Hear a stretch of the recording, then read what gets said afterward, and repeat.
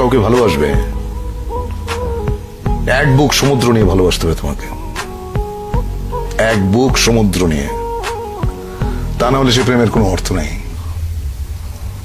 প্রেমে পড়ার মতো এত আনন্দদায়ক কিছু কি আছে পৃথিবীতে?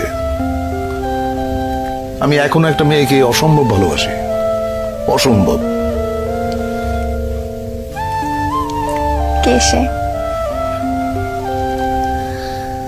এটা বলা ঠিক হবে না, ওর ক্ষতি হবে।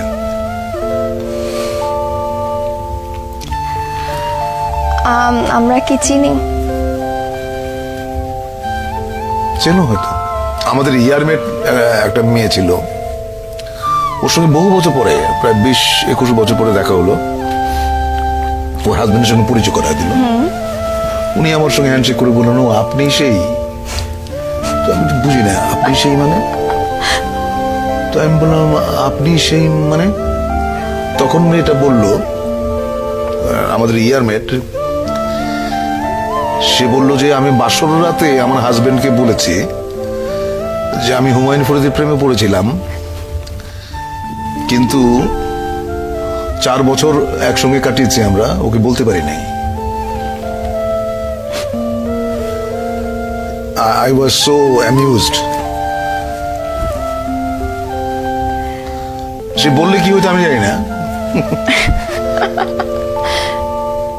আপনার কাছে প্রেমের সংজ্ঞাটা কি? প্রেম আপনি কিভাবে অনুভব করেন? প্রেম হচ্ছে স্বর্গীয়।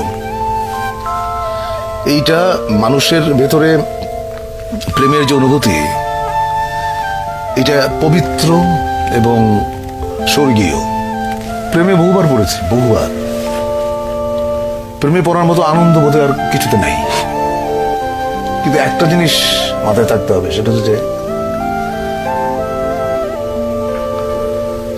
কাউকে হার্ট করে, কাউকে বেদনা দিয়ে প্রেমে পড়ার মতো এরকম গঠিত কাজ বোধহয় পৃথিবীতে নাই। তুমি যখন কাউকে ভালোবাসবে,